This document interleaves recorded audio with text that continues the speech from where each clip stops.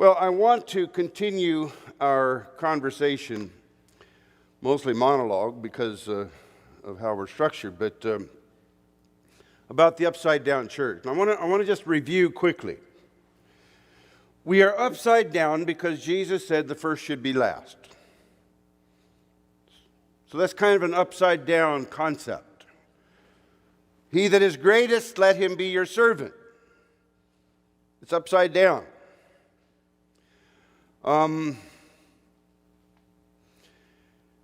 In order to go up, you have to go down. That's upside down. Does that make sense? If it does, you're better than me. Because it really doesn't make sense.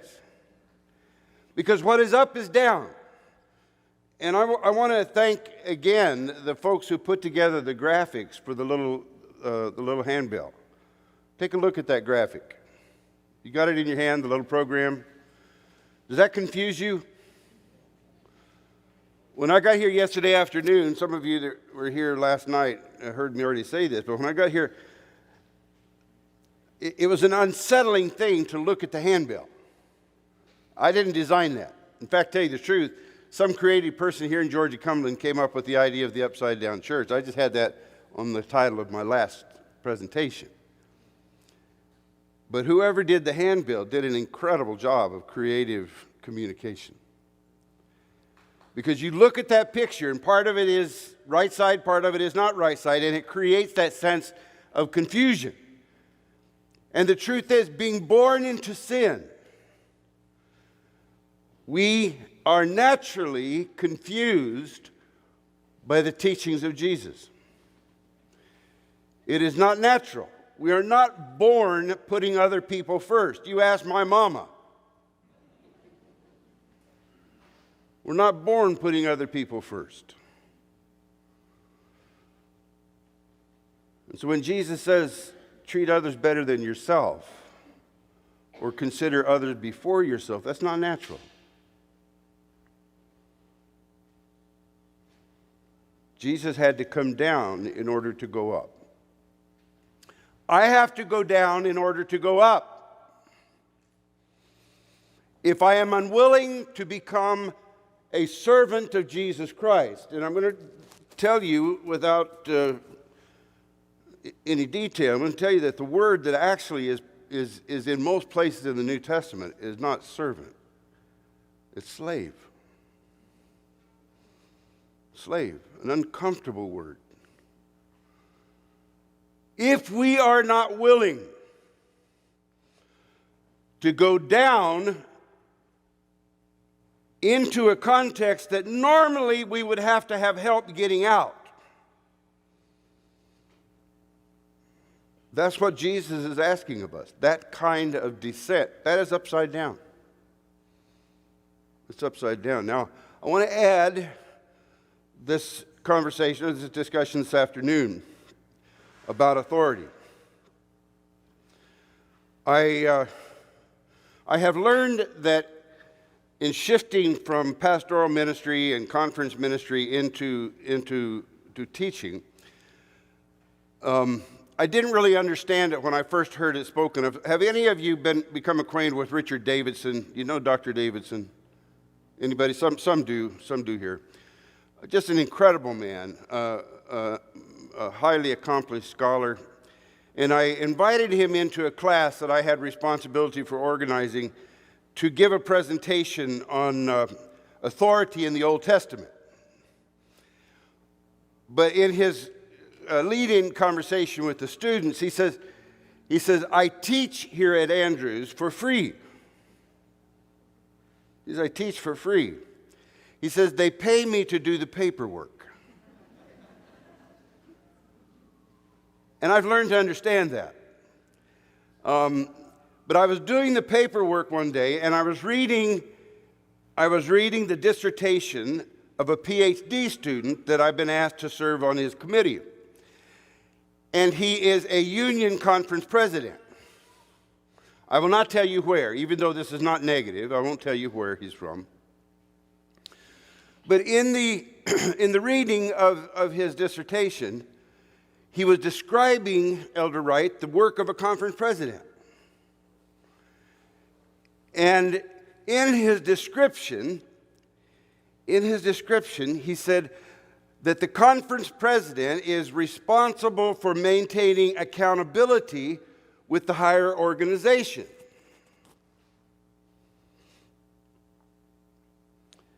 And this happened about 2 or 3 months after I had written a paper and created this presentation,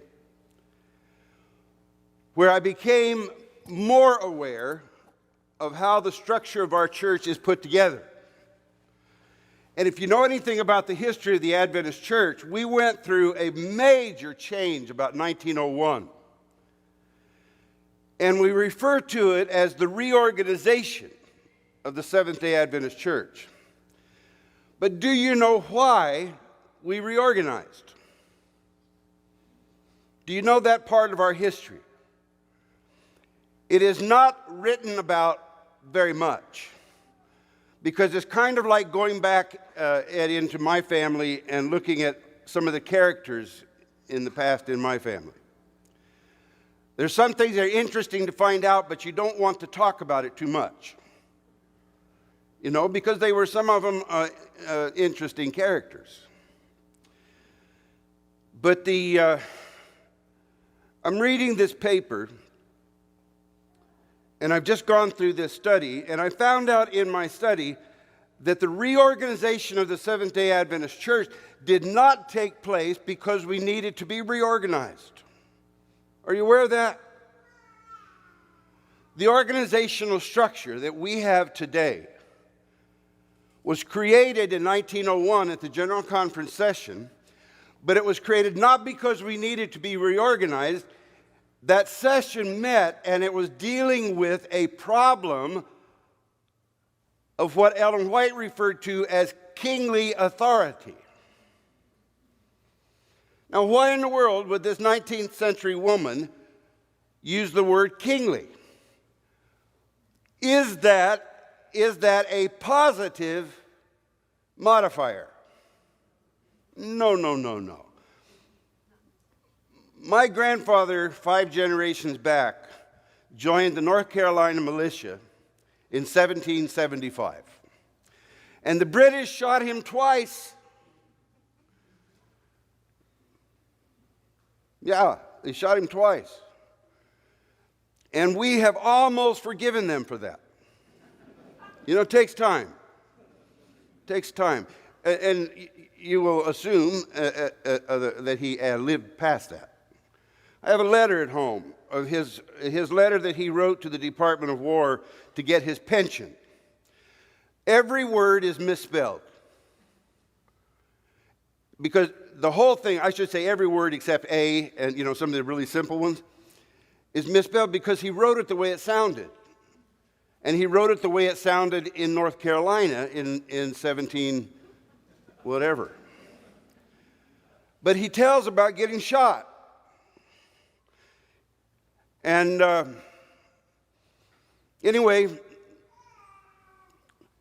we don't talk about all of the reasons, and we don't write about it much. You don't go to church school and read in your church school history about this reorganization and why, because it is a very unpleasant part of our Adventist history.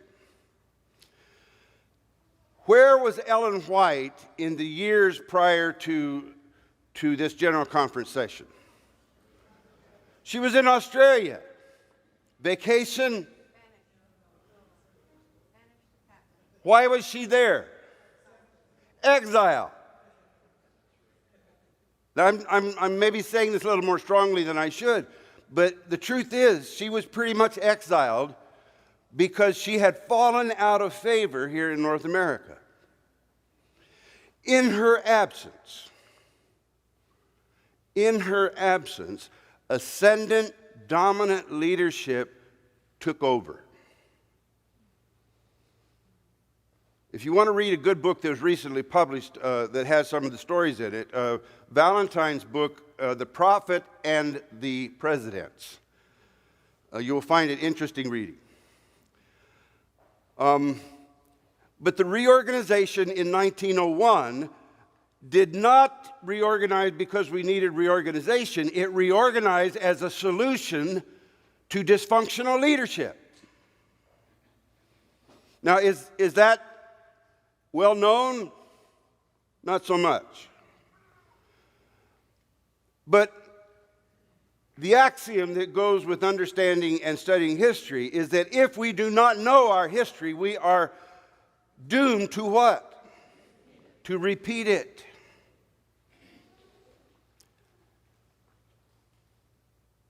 The president, just before 1901, the president of the General Conference, recognized, Ellen White, by the way, had come back from Australia. And she was rising in popularity, but not among the kingly authority people. And folks were writing to her, she was counseling, she was writing letters to the General Conference, urging change and a movement away from this controlling, demanding, commanding kind of leadership behavior at the General Conference. But they never answered her letters.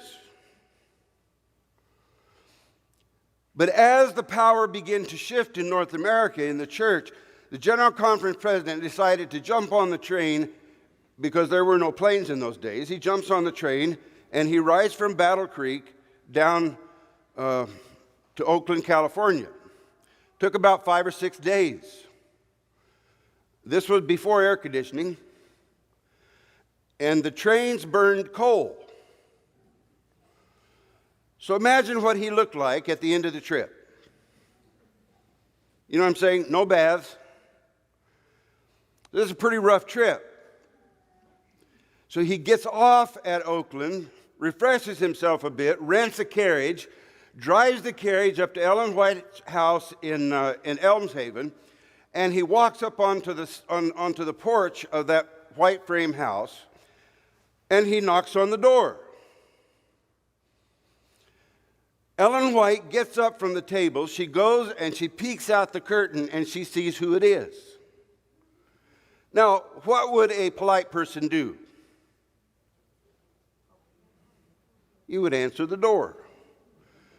Now, I consider Ellen White a polite person. But this day was an exception. She went back and sat down at the table.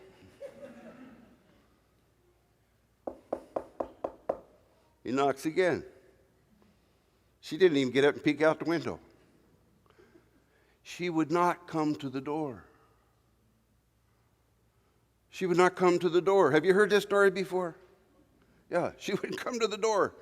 That man had to get back in his carriage, ride back to Oakland, California, get back on the dirty old train, and ride all the way back to Battle Creek, Michigan, and he never got to speak with her.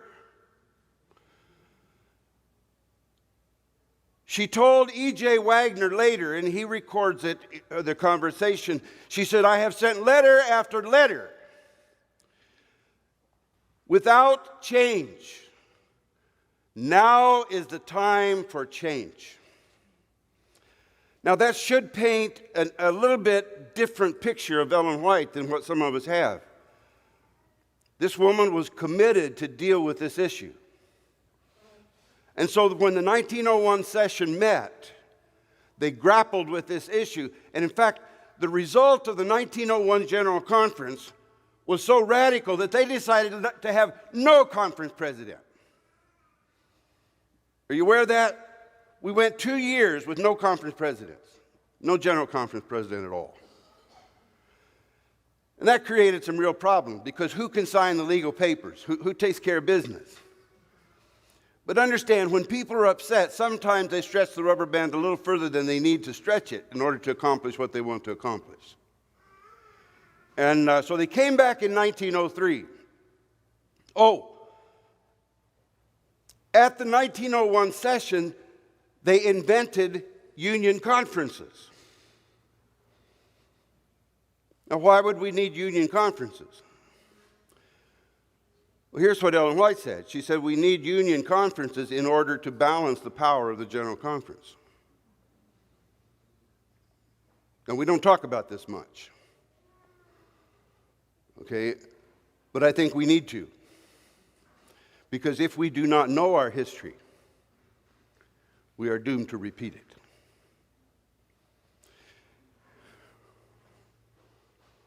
In 1903, they came back, and those who believed that there needed to be one person that would make the decisions pressed again for the undoing of that organizational change. And I know it sounds like boring reading, but if you check out the General Conference Bulletin for the 1901 and 1903 General Conference sessions and read the discussions that took place on the floor, fascinating reading. You hear people like Jones. What was Jones's initial? A.T. Jones. It is the people's church. It sounded almost like a political statement. But he was right. That the church is the people. And it held together. They put a General Conference president back in. They recognized that they had gone too far with the reorganization. But it's been a lot of years since 1901. A lot of years. So I'm reading this dissertation, and I read this statement that the conference president is responsible to maintain accountability with the higher organization. But in my study, I learned that if you reverse the flow of authority, you also have to reverse the flow of accountability. So I want to leave that hanging with you. We're going to come back to it, but I want you to be thinking about that paradox of accountability. If you turn authority on its head, you at the same time turn accountability on its head. We will come back to that. So follow me now for just a few moments. Matthew 28, we should not be uncomfortable with the idea of power and authority. That comes with the mission. Authority is a gift of God. We have no authority of our own, so if we don't receive it from Him, we have none. Quick question.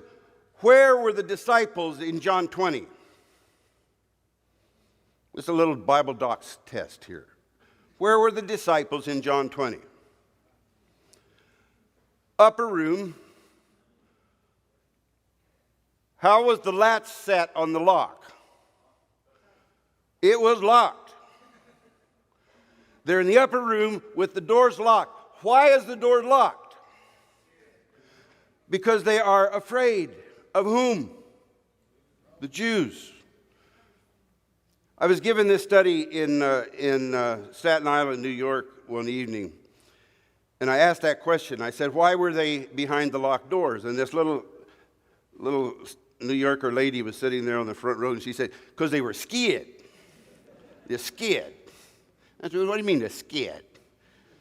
They're scared. They're afraid. Okay, that was her way of saying scared. Scared. How much witnessing were they doing? Jump back 3 chapters, John 17. Jesus is kneeling in the Garden of Gethsemane.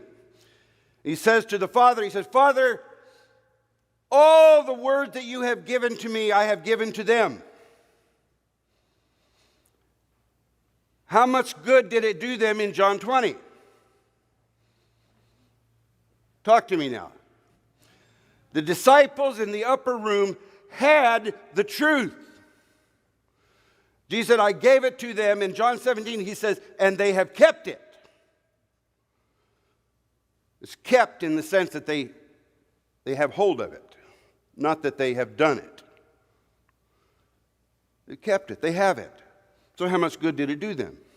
None. Because they were scared. They were afraid. Same upper room, I think. Go down to Acts chapter 2. They're praying, they're in unity, the Holy Spirit is poured out. Like tongues of fire, it comes upon them. And in that spiritual motivated moment, they walk out the door, and where do they go? Where did Peter preach his sermon on the day of Pentecost? He preached on a porch. Which porch? Solomon's porch. Where's Solomon's porch? At the temple. Who do you find at the temple? Jews.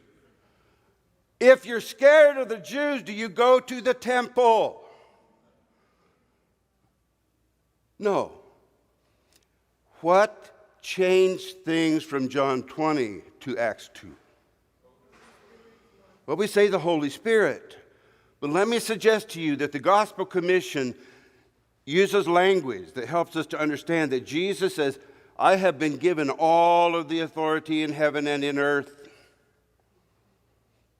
And he holds it out and he says, go therefore, go because of this, go.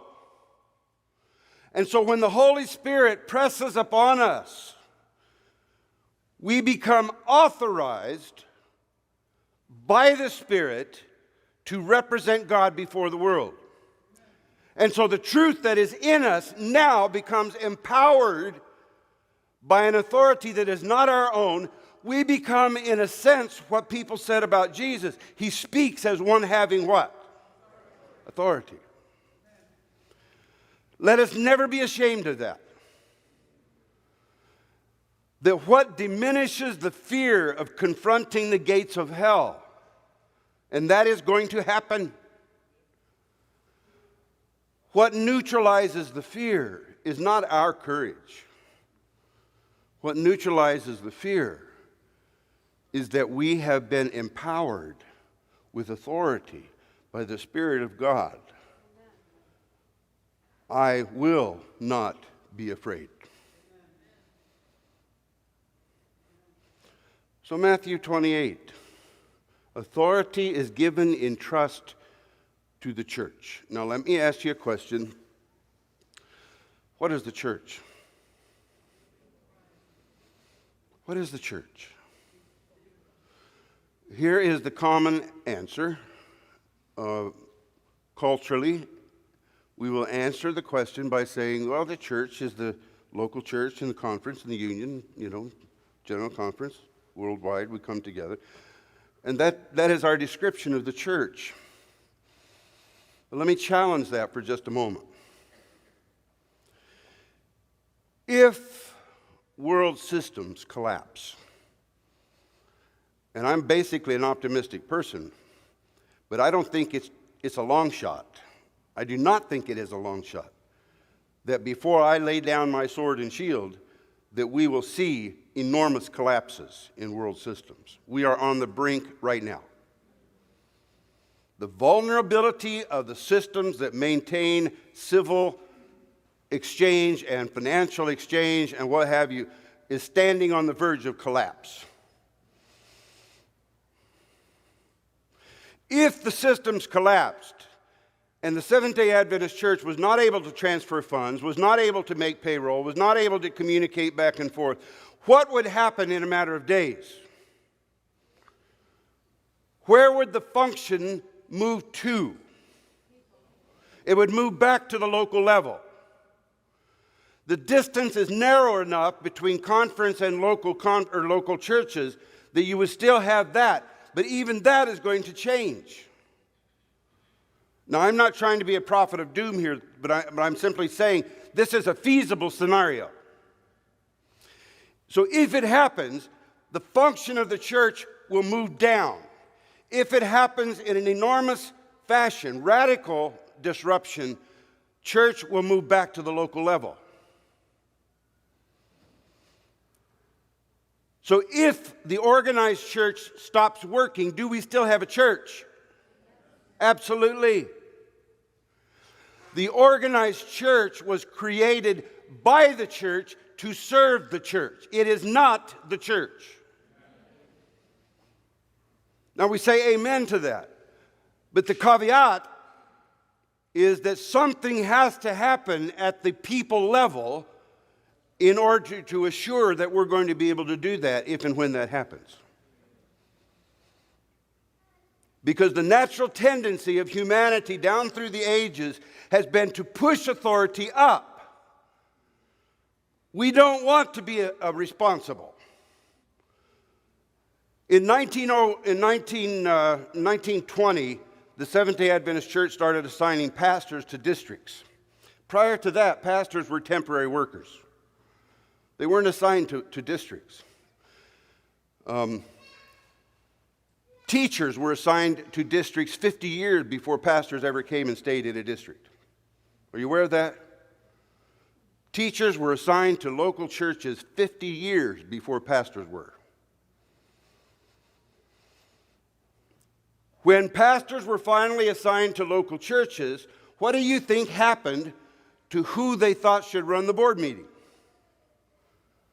Who became the board chair? Pastor. Look at your church manual. It says that in the relationship of elders with pastor, it says that the pastor, and here's the exact language of the church manual. It's uncomfortable for me, but that doesn't determine what's in the church manual. This is what it says. The pastor is the ranking officer. Any of you spend any time in the military? You know what a ranking officer is, right? Okay. What kind of authority is that? What does it depict? If your ranking officer gives you an order, do you say, well, I'm not really sure about that? Okay, boys, I want you to take this hill. Well, I'm not really certain that that's a good thing for us to do. This is not a discussion you will have. It's not a discussion you will have. But that's the wording. But it comes out. Understand that the church manual is a reflection of practice. And there are things that need to be adjusted. If you go to the back of the church manual, it speaks about the pastor and the elders being like a team. First among equals. So there's a little schizophrenia that we have to deal with to bring our church manual into order. Okay? But it has to do with our understanding of authority. So let's move into a conversation about what authority is. Matthew 18:18, the delegation of authority for the purpose of governance as well as mission ministry entrusts the church with the responsibility of making binding decisions. Binding decisions. Remember what it says. Whatever you decide on earth will be decided, what you bind on earth will be bound where? In heaven. Is that authority or not? We need to wrap our arms around that one and wrap our minds around it, understand what it's saying. God said, I'm giving you the kind of authority that if you as a collective make a decision on this earth, it is binding in heaven. Now remember, that comes out of a conversation about church conflict. So if you make a decision about a member on this earth, it's binding in heaven. That is heavy. That is heavy.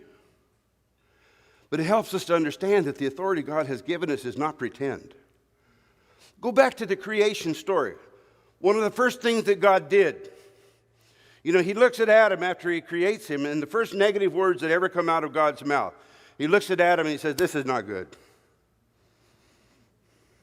This is not good that man should be alone. And so what did God do about it? Now, don't tell me he went and created a woman, because that is not what happened. He sent him out to name the animals. Or actually, he brought the animals to him. But there's a verse there that says, God's saying to Adam, now listen to this carefully, whatever you decide to call them, that's what we'll call them. What is that? That's authority. Whatever you decide to call them, that's it. Immediately after creation, God is sharing authority. He says, I give you dominion over all that I have created. So in the world prior to sin, you see a God who shares authority very generously. That trust is assumed. So we go into the New Testament church, he says, I'm giving you authority, but this is for real. But folks, it's not the first time he gave us authority. It's not the first time. The SDA system built its governance structure on the assumption that authority was vested not in leaders, but in the body.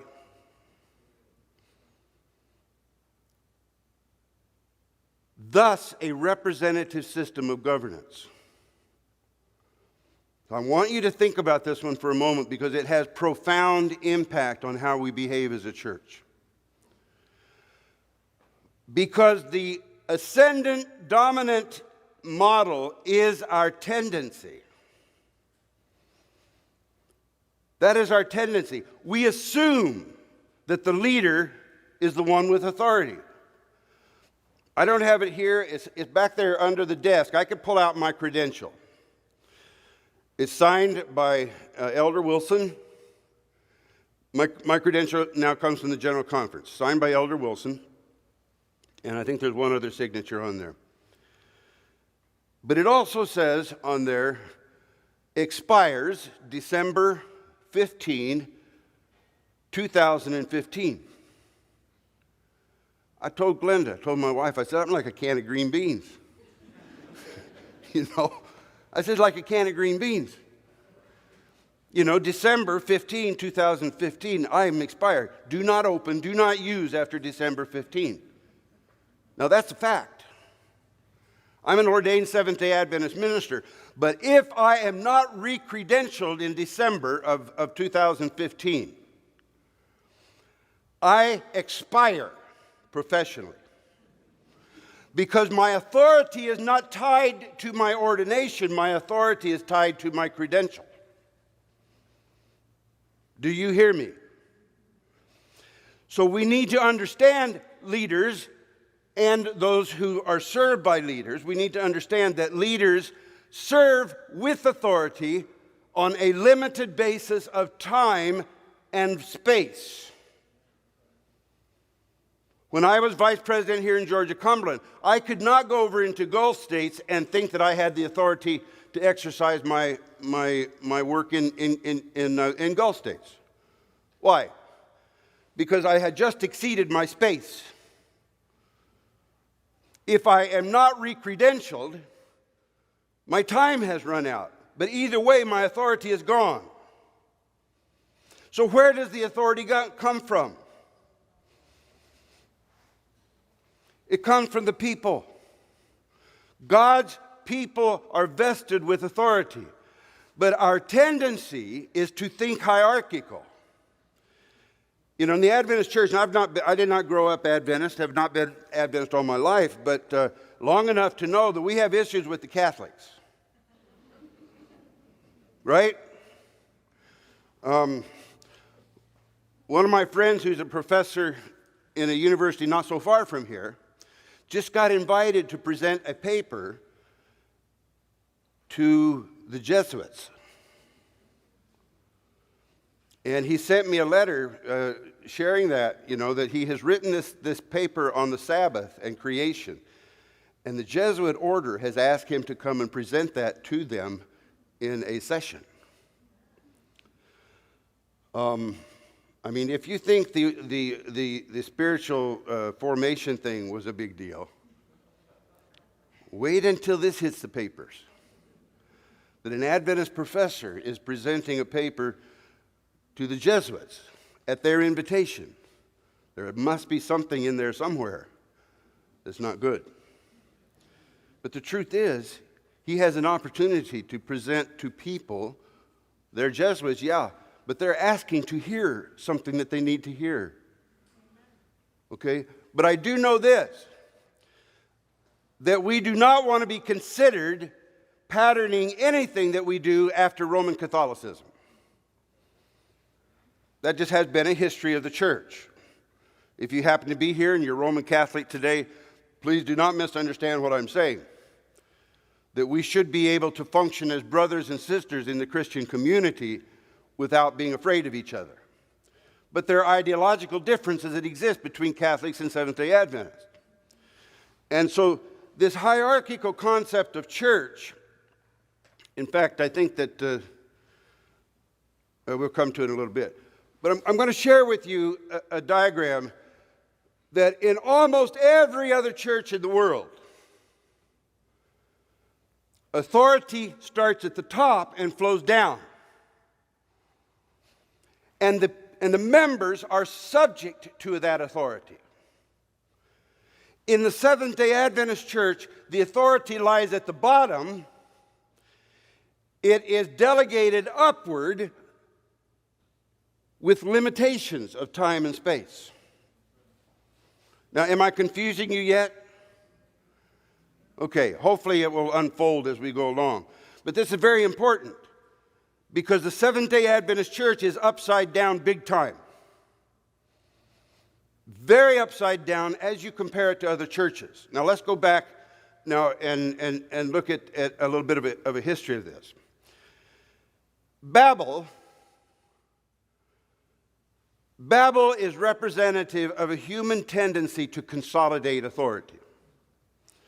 So as they begin to build this Tower of Babel, what does God do? What is his response to this activity? Now, you should have learned this in Sabbath school, right? This is the curly tower, the spiral stairs, sort of. Here's this tower, they're building it. Why? Very likely because they're thinking if we build the tower so we can get above the floodwaters, just in case the rainbow doesn't really mean what it means. Gives us an out. I doubt if they intended to build just one. That's me now. I could be absolutely wrong on that. But God intervenes in the building of the Tower of Babel. He intervenes not by consolidating, but what? By distributing permanently.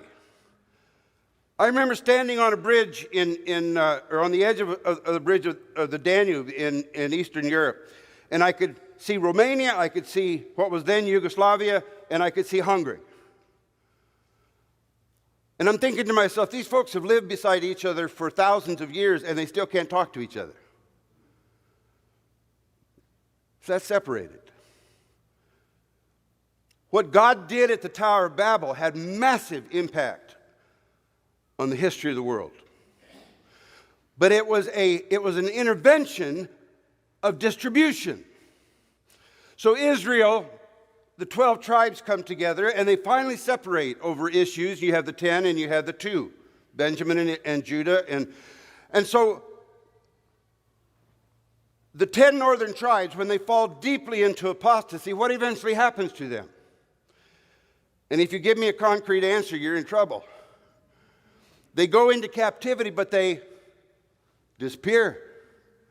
We don't hear of them anymore. I mean, there are some little remnants here and there that remain. They happen to be still around, but as tribes, they basically disappeared. When Judah finally falls into apostasy and Nebuchadnezzar comes on his 3 journeys down there and hauls them away, the intervention results in what? Consolidation or distribution? Am I putting you to sleep? Okay, because I can take a nap too. The point I'm trying to make is that God never consolidates. Now you say, you're getting awfully dogmatic, Patterson. And maybe I am. I simply have not found any evidence that God, in his intervention in human history, ever consolidates authority. He scatters it like the leaves of autumn. He scatters it like seed in a field. It is people who consolidate. And almost always, God intervenes in that consolidation by breaking it up. When Judah was busted up into the Babylonian Empire, out of that emerged a self-organizing model that we know of today as a synagogue system. Where did we get the concept of church? Out of that concept of synagogue.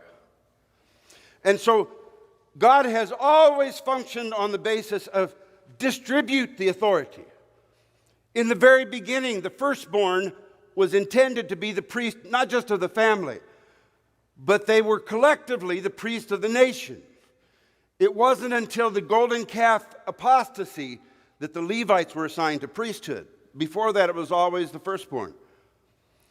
So I'm going to think about that system for just a moment. How do you consolidate a system that is built upon the family level? Because every time you start a new family, you start what? A new leader. And so you have a permanent model of distributed leadership in God's original plan. But Israel comes begging for a king. And so God gives them a king. And so the movement toward consolidation is always a human motivation or human initiative, not godly. So what about our church?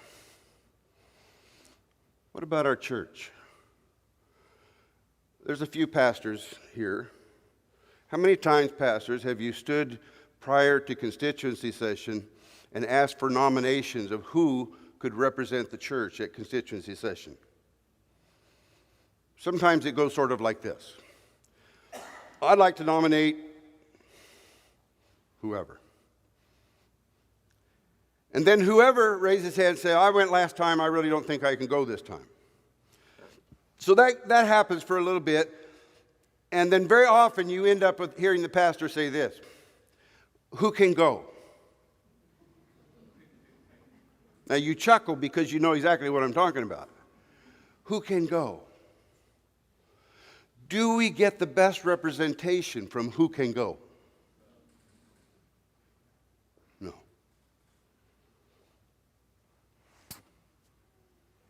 The strength of the church is dependent upon the strength of the voice of the delegates that we send to represent the church. Do you hear me this afternoon? The church is being weakened by the weakening of the representative process. Because as the representative process begins to weaken, what is strengthened? The tendency for the centralization of authority becomes an issue. Because if the people won't, faithful leaders will. But there's something that happens that I wish I understood better. Plato, it's almost like talking about a Catholic in church, so bear with me. Plato said a long time ago, in his work, The Republic, he wrote this little line. And he was talking about tyranny. And in his commentary on tyranny, he makes this statement. He says, when the tyrant first raises his head, he does so, he said, when the tyrant first appears above ground, he does so as a protector.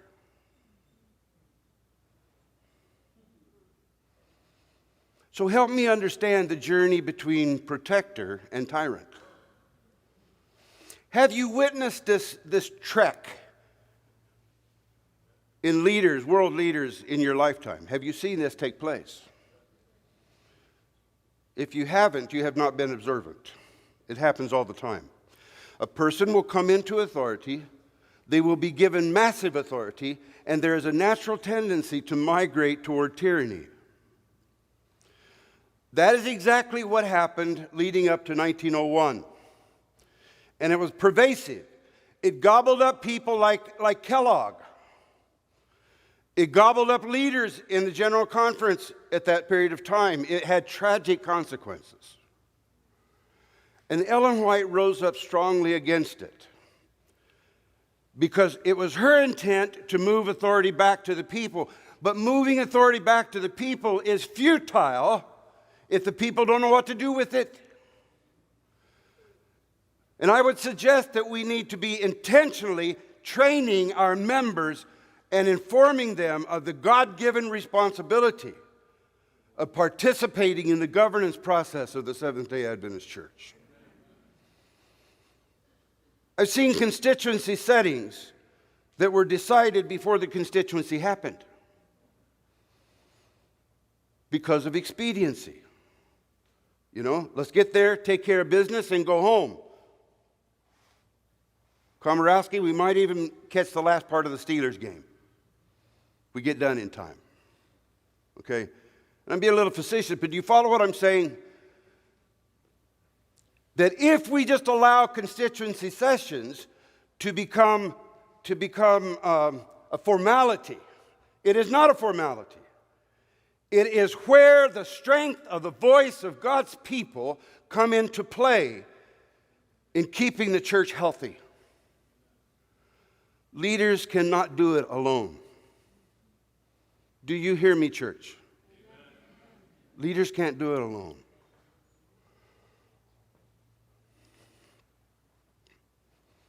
God's consistent response to centralization is to decentralize. He scattered the people at Babel with language. He scattered the tribes under the judges. Excuse me, not scattered.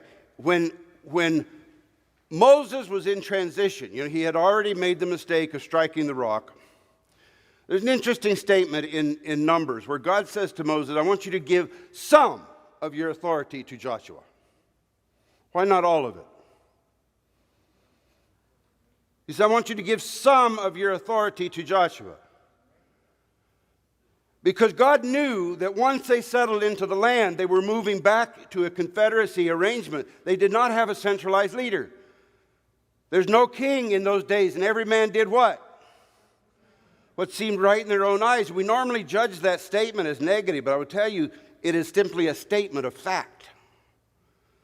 There was no king, and they had no option except to do what was right in their own eyes. The problem was, many of them functioned on poor values. But the statement is true. The statement is true. So under the judges, you have this decentralized system. The repeated dispersal of the tribes of Israel, the priesthood of all believers, is a radical decentralization process. When the Levites were rejected at the cross and the temple veil was rent, the Levitical priesthood ended. So who took its place? Jesus becomes high priest. It says the Levites were a gift to Aaron. Who was the gift to Jesus? Us. All of us. Men, women, children who have committed themselves to the church already, all of us are part of the priesthood of all believers. And if you have a question about the women part of it, go find where the Bible redefines all. And you'll look a long time. If God is willing for the rocks to cry out, surely he'll add a woman, don't you reckon? Anyway. So the priesthood of all believers is the most radical reorganization of authority in the church ever to happen in any organization, anywhere, at any time. The diaspora in the first century, when the Jews were scattered, so were the Christians. And when they scattered, I shared this the other night. My ancestors from southern Scotland heard the gospel of Jesus Christ preached before the end of the first century. That's an amazing thing. But it happened because Jesus discipled world-class leaders, not just followers. And it happened because God decentralized the church by force, scattered them across the face of the earth. And so my ancestors heard the gospel of Jesus Christ. Those stern Presbyterians that came into this country in the late 1600s, that are my ancestors, these were tough people. And I'm not sure that it would be a happy thing to be a Presbyterian among my ancestors. But the fact is that gospel connection goes all the way back to the time when the disciples were still on this earth. It's an amazing thing. So the diaspora, then you have the Reformation, where the universal church, the Catholic Church, was dispersed in the Reformation, not into one Protestant organization, but into how many? We don't have enough fingers and toes among all of us in this auditorium. The number of different Protestant organizations is multitude. Can I risk suggesting a positive in that? Now, I'm well aware of our eschatology and that Babylon represents confusion, and I understand that. But I want you to think about the positive. Do you think if there had been a single Protestant organization, that we would be as sensitive about doctrine today as we are? Probably not. There is a preserving impact of having a church that is diverse and distributed broadly. I would even go so far as to say that the likelihood of the Christian church surviving to the time designated for the second coming would be impossible without this multitude. I'm not asking you to just accept that. Think about that. Just think about it, because that's based on nothing except my own musings. So there are forms of church governance. I'm going to go now to these models. This is a model of the papal structure. You have papal authority at the top. The arrows point down because that authority is exercised downward. The people are subject to that authority. Now, you have cardinals and archbishops and what have you, but in terms of the absolute authority of the Pope, he has the authority to declare or make a decision and have an impact at the very base without any interference in between. You tracking with me? So this is a fairly radical structure that represents Catholicism. Now, there have been modifications. It's not as free as it used to be. The Pope does have some limitations. But generally speaking and theoretically, the Pope has absolute authority in the Roman Catholic Church. The Episcopal model is not necessarily the Episcopal Church. This is simply a technical term that the church manual uses and others. It also is a hierarchical model. But authority is vested in three bodies. So instead of having authority vested in a person, the authority is invested in groups. But the authority is still exercised downward. And the people are still subjects. You'll see dotted lines there in the center represent limited but somewhat permeable limitations placed on these higher bodies. Okay, so it's not as open and total as the Roman Catholic system. But this is one where committees or groups are authorized to speak for the church. A few years ago, I received an interesting request from South Africa. I had taught over there for a couple of months, month and a half basically, and I had just finished a paper on authority in the church that I had presented to the General Conference. And right at this time, there was a law, what's it called? A lawsuit, litigation going on between a group of members in South Africa and their union. But the case was taken by the General Conference Legal Counsel. And so the General Conference is involved in this case. And the members that were challenging the General Conference, and it had to do with the fact that the South African Union was going to dissolve two conferences without a vote of their constituency.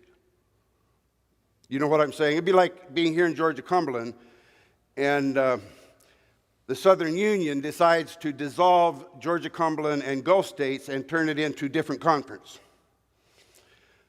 I'm not sure how you would react, but I have a feeling you would react. You know what I'm saying? And so there was a reaction. And this paper got into the hands of somebody that was in the group that was suing the General Conference. And so I get a letter from South Africa asking if I would appear at the Supreme Court of South Africa to testify for the plaintiffs. Now start adding two and two together on that one. I get paid by the General Conference. I'm being asked to represent these people as an expert witness against the General Conference in the Supreme Court of South Africa. So I said, I don't think so. Do whatever you want with my paper, but my body stays here. Okay? It was not a hill I felt I should die on. And it's still in process. Conclusion hasn't been made. But there was a preliminary finding by the South African court finding in favor of the church. And I studied that because I didn't understand exactly why. The intent was, take it back, you guys need to solve this yourselves, not us. That was the intent. But he found in favor of the church because the assumption was that they do not have a church in South Africa that is notorious or well known, that is not hierarchical in nature. And so it was basically giving this problem back to the leaders of the church, assuming that the leaders had the authority to make a decision about it. Are you tracking with me? But the truth is, the Seventh-day Adventist Church doesn't work that way. And so you have the constituents of two conferences that simply are saying, this is not going to happen to us. And so years have slid by now, and it still hasn't happened. Why? Because in the Adventist Church, the authority rests with the people, not with leaders. Okay? So this is the Episcopal model. Now here we are. And this looks a little more complicated. I'm going to try not to take up your time. Somebody help me. Have I used up my hour yet? Okay, you tell me when it's time, all right? This is the representative model of the Adventist Church. The local church authority is vested in the collective membership. Now, does that make sense to you? And so leaders in the Seventh-day Adventist Church, if you don't mind me going back to my fishing illustration, leaders in the Seventh-day Adventist Church are kind of a catch and release thing. You know what catch and release is? Let me explain. There are certain places here in North America where you can go fish and catch wonderful, fantastic fish. But you can't keep them. You catch them, you hold them out, and somebody takes a picture, and you hold them out as far as you can. You know, because the farther you can hold it, the smaller you look and the bigger the fish looks. So you hold the fish out, you get a nice picture. You may even kiss it, pet it a little bit, and then you lean down and you carefully place it back in the water until it gets its equilibrium, and that big old fish will swim off. That's catch and release. Okay, and there are quite a few places in the west part of the United States is catch and release. Adventist leaders are catch and release. When you finish with an Adventist leader, where does he or she go? Back with the rest of the people. Because the leader comes out of the people and he returns to the people. Because he is a people. Do you follow me? Leadership in the Adventist Church is not for life. We had a sad experience some years ago. A president was unelected at a constituency meeting. And he was devastated. He'd been president there for years. And the microphone was hooked to the podium. He went up to the podium without being told to. And he was so shaken, he was trembling. And when he trembled, the microphone started, blah, blah, blah, blah, you know. And so now he had sound effects with his trembling. And he leans forward into the microphone and he says, "This is my conference." Was it? Had it ever been? Never. It never was. Because our leaders are catch and release. Elder Paulson very wisely said in 2005 in St. Louis, he said, if a leader is gracious enough to accept the invitation of the church, they should also be gracious in accepting the request of the church not to serve. There's wisdom in that. There is wisdom in that. Dignity in that. And that's the way our church is supposed to function. The people possess the authority. The problem is, it is rare to go any place and talk about that where the people truly understand that. And my challenge to you We need to be teaching our people how to responsibly govern. We try to urge the involvement of the people in ministry because we want them to be involved in ministry. But the truth is, I do not believe that our people will be involved in ministry wholly until they honestly feel like they own the church. Now, you know what I'm saying by own. I'm not saying that in a negative sense. But if I feel I have ownership, if my voice matters, and I'm taught how to responsibly express my voice, and that starts in the local church, folks. Don't wait for constituency. It starts in the local church. That the voice of the people is the strength of the Seventh-day Adventist Church. The voice of God-fearing, Spirit-filled people is the strength of the Seventh-day Adventist Church. Our strength is not in our leaders, because the leaders are part of us. Am I making sense? Okay? Now, I'm almost through this. The erosion of the representative system. Somebody said to me here today, I will not identify the who. It feels sometimes like the way we connect now is Twitter, tweet, and something else. I don't remember. I think they were talking about social media. I want somebody to visit me. I want somebody that I know. I want to know my leaders. Now, that was said to me today in this room, this auditorium. The relational distance of leaders and people needs to intentionally be narrowed. Now, do you know what I mean by relational distance? I need to know the people who lead me.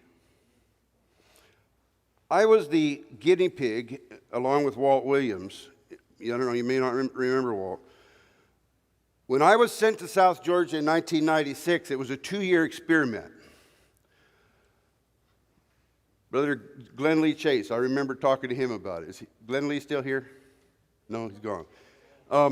So I was part of an experiment. I remember Glenn Lee challenged me on the fact that I decided to buy a house up closer north of Macon, kind of between Macon and Atlanta. And I said, well, I'm not really as certain about this experiment as some others, because he said, you need to be down here where we are. But I was hedging my bet just in case the gamble didn't pay off.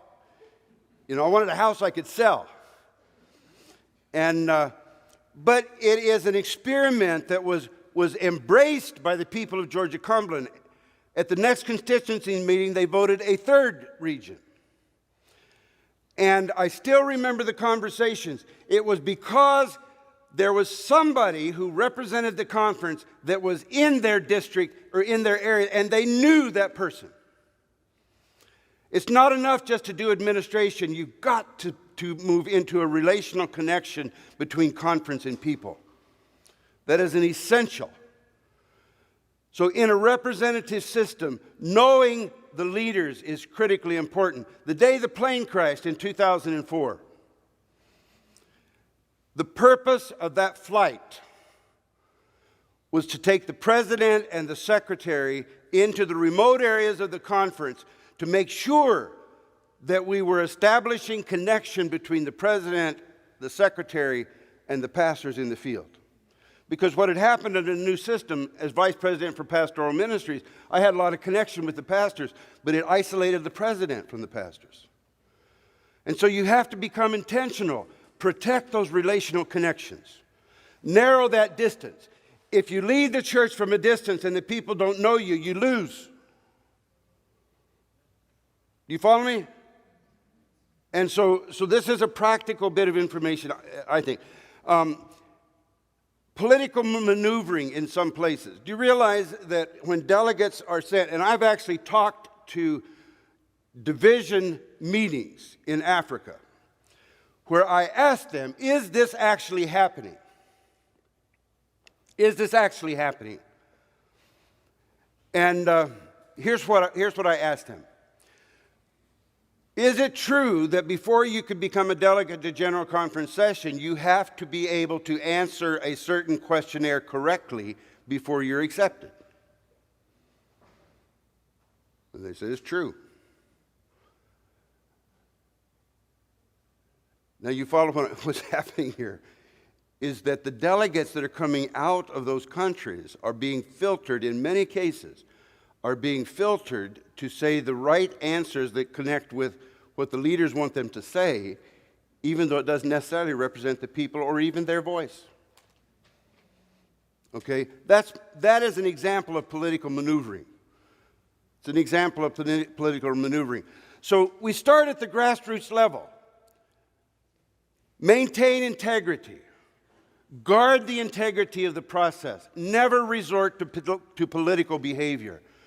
Trust God in the process. Trust God in the process. The natural tendency of people to avoid carrying responsibility and accountability that they can give to a leader. And I could go on, so we need to guard the representative system. We have to be intentional about it. In many parts of the world, we are functioning with an amalgamation of episcopal and representative system. And so we're at a time of confusion. It's been 100 years since the reorganization of the church. But the church was reorganized, literally, it put organizational structure in the Seventh-day Adventist Church on its head. People possess the authority, not leaders. Leaders were loaned authority on a temporary basis in a limited context. We need to know that. Our people need to know that. And we need to honor that process. But what has happened and what is happening is there's a tendency for us to try to turn it back upright. You follow me? Now, please don't think that I'm a rebel against the church. I love my church. And what I'm telling you, I've also shared with General Conference leaders. Okay, so this is not something that's hiding down here in South Georgia. I've been open about it. Honestly, I talked with division presidents about it, and they don't know what to do to fix it. Because we're talking about huge, massive numbers of people. So we need to be praying for a way that we can reinvest in the representative system in a meaningful way. In a way that we can actually afford. And in a way that will work. Now let me take you back to my reading of the dissertation. I'm going to close on this point. As I read the statement that a conference president must be responsible for maintaining accountability to higher organization, I did what all good teachers do. I used a red pen. And I wrote and wrote and wrote in the margin of the paper. And I explained to this union president, I said, when authority is given to the people, it means that authority goes up. If authority is going up, then which direction must accountability go? Down. Accountability always flows in the opposite direction of authority. So to whom are your conference officers accountable? The union president? You. You follow me? They're accountable to you, to the people, and they know that. The union president, the relationship between the conference and the union, now this may surprise you, it is a relationship of voluntary cooperation. You say, would God design something that iffy? He did. Do you know the only time the union has authority in this conference is if you begin to fall into apostasy or rebellion? You aware of that? That's the only time that the union has authority in this conference. The division and the general conference are not the boss of the union. The union cooperates with the general conference on a voluntary, willing basis because we are family. We are family. And it tests that relational connection. And so we've had a tendency to try to turn it back into a business model where I'm accountable to the guy above me and the guy above me is accountable to the guy above him, right up the food chain. But that is not the Seventh-day Adventist Church, and we need to become aware of it, and we need to be teaching our people that that's the truth. So I know this is probably an odd conversation for a Sabbath afternoon at a camp meeting. But let me tell you folks, I am jealous for the health of this church. I love the Seventh-day Adventist Church. By God's grace, if Jesus doesn't come before, I will die a Seventh-day Adventist. But I want my church to stay healthy.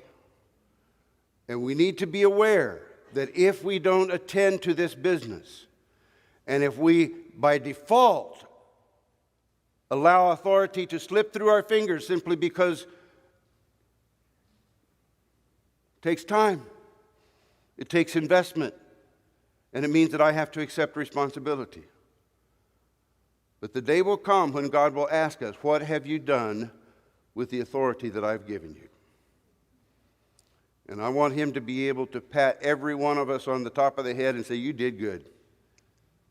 You did good. Well, thank you for listening. And I wish that there was time for questions and answers. I don't think that that's been structured. But please think on these things. Pray that God will give us some answers and start looking for solutions right here in South Georgia. Okay? All right. God bless you.